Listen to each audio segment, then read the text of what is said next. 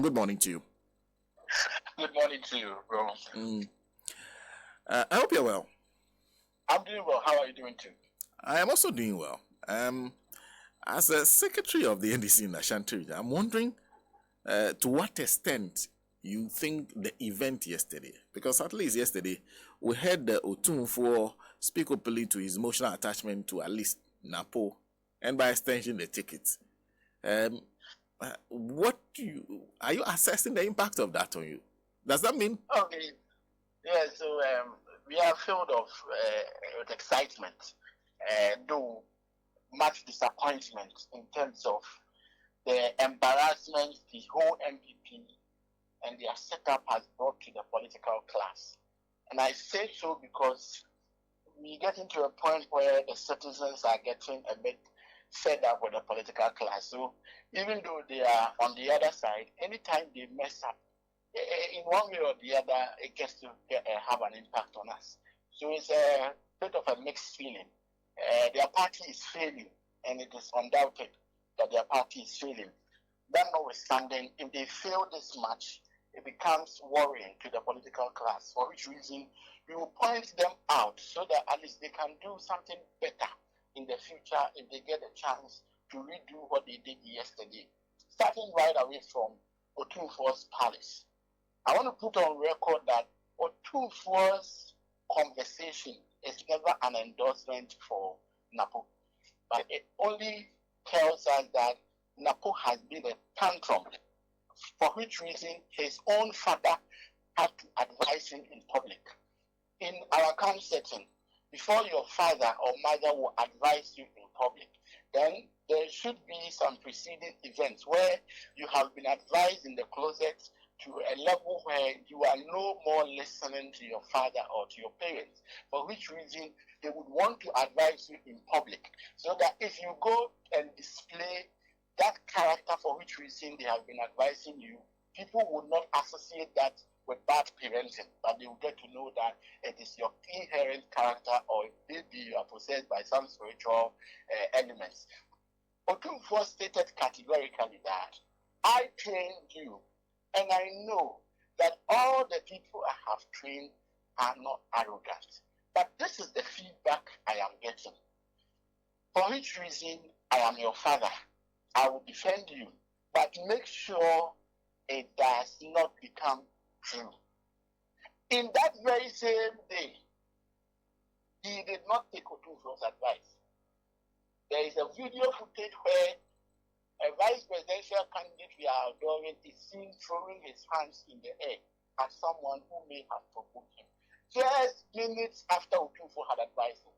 So this is to tell you that his arrogance and his posture in public, his public utterances whatsoever, has nothing to do with Menchia, because we are all being trained by Menchia. I'm a royal as well.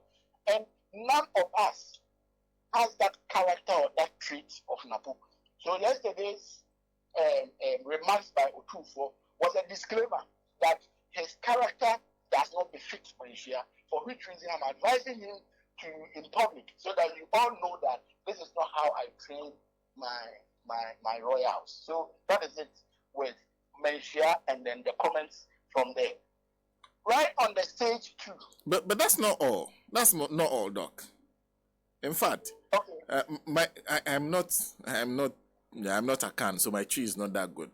But there's a suggestion of ownership when it comes to the success or otherwise of Napo, because the Otumfuo seems to be suggesting that if he succeeds for him. Is that something you have taken note of? Is that not somebody who is actually declaring for him?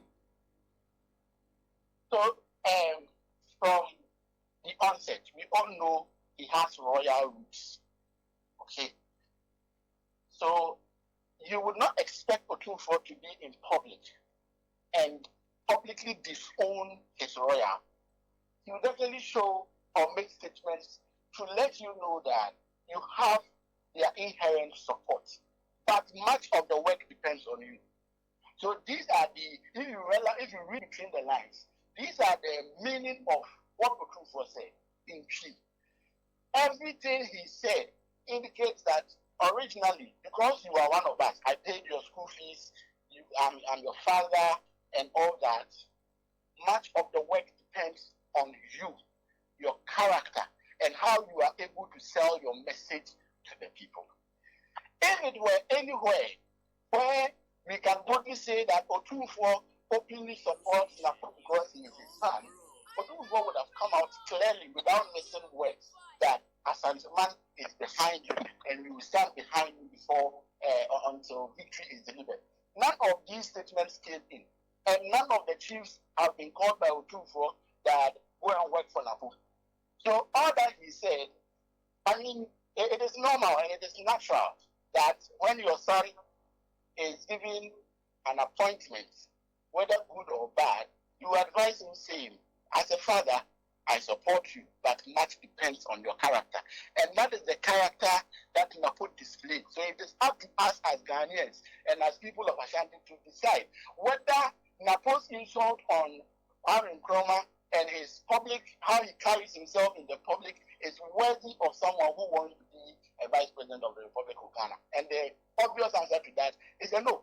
So my share statement is not a statement that is calling for people to vote for Napo. I don't see it that way. I see. Then you move to what you said happened on the stage. You said it was a disgrace? Yes. So, you see, Napo has been that arrogant, that person who talks anyhow without recourse to his environment.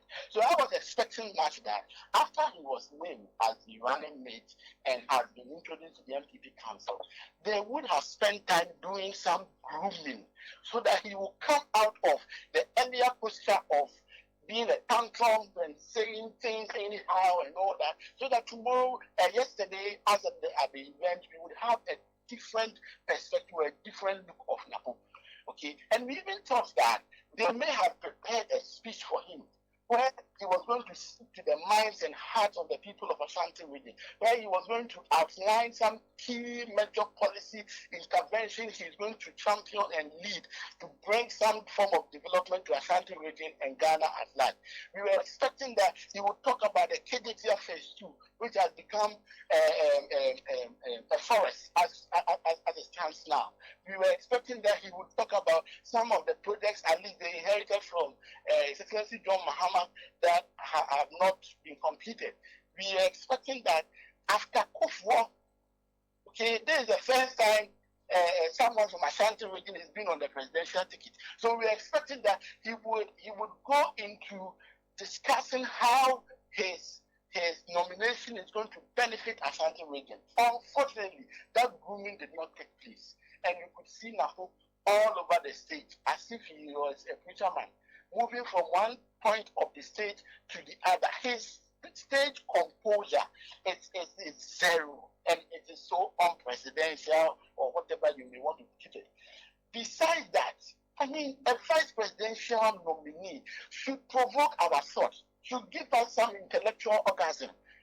This is completely out of what we are expecting from someone who has been well trained as he claims he is, has attended all the schools that was mentioned during his inauguration and all that. You mount a platform and all you could do was to throw jabs and be comparing unnecessarily, bringing up issues of Kwame Nkrumah and all that.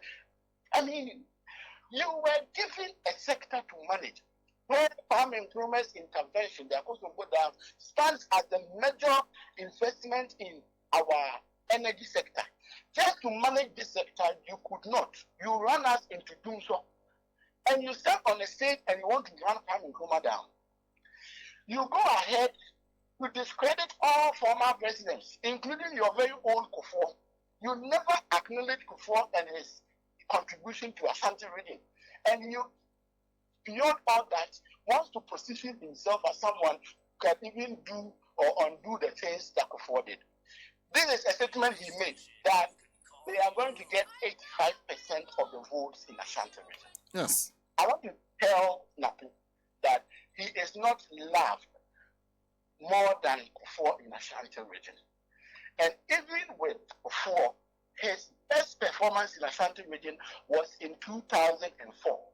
And his best percentage was 76.97%. 76.9. Yes, in 2004. With Akufo-Addo, his best performance was in 2016.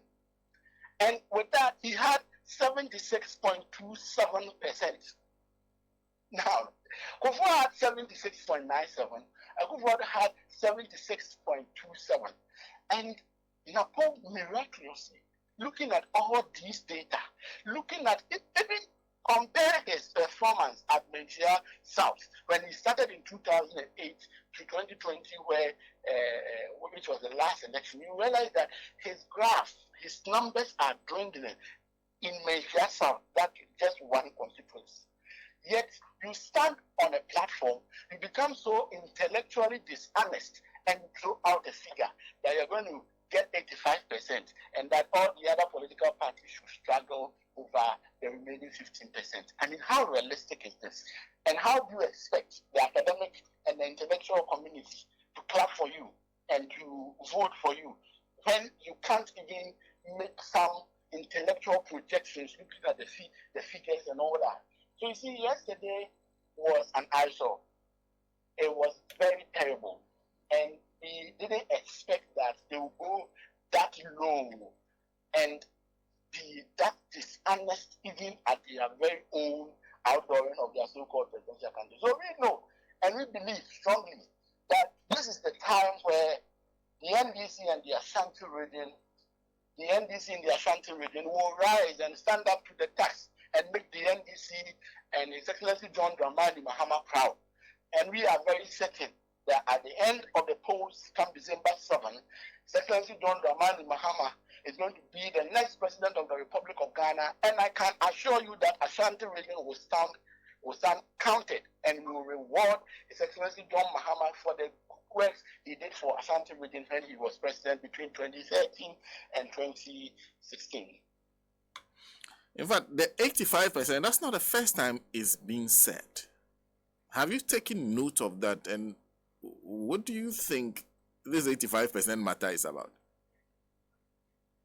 So, what they usually do, the MPP, is that in every election, they come out to throw about figures so that if they are manipulating election results whatsoever, it wouldn't be surprising because they said that they were going to take this much of the votes. That has been their claim.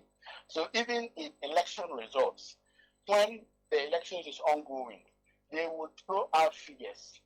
Then collation is not over. EC even doesn't have all the complements of the results, but the MPP results will be out there. Then people will think that that is the original results. Then they will use that mechanism to find a way to manipulate the system so that when it's out there, people will think that, oh, but the MPP was out already with these results and it will be accepted within the court of public opinion. That is their strategy. In 2020, Chairman Wuntumi declared agenda 47 over 47. And that was the trick he wanted to have used to snatch such a farm place and then to maintain New DBS. Unfortunately for him, we were very vigilant and we policed our results and had everything intact. We won such a farm place with a slim margin and we flipped the seat at New DBS. And instead of getting his 47-47, he ended up losing an additional vote. When we went to Asin North, they did same. And at the end of the day, of all the figures they projected, in Asin North, Wuntumi, he was so loud during the Asin North by-election. He came out to say that, oh, they were going to win by 80% and all that. But at the end of the day, they couldn't even collate their own results. So it's been the strategy of the MPP to throw out figures so that if they get any means whatsoever, they'll find to manipulate the results. So that in the court of public opinion, people will think that, oh, but the MPP projected these figures already. But we want to tell them that nothing, absolutely nothing, would give them that percentage in Ashanti region. It can't happen. It's never happened. And it is not possible for them in Ashanti region to get even beyond 80% in Ashanti region. No presidential candidate of the MPP ever and ever can do that. And it is not possible for them. So Forget about those figures. They don't make academic sense. They don't make intellectual sense. They are one of those gibberish they usually throw out there. Well, Doc, thank you very much for speaking to us.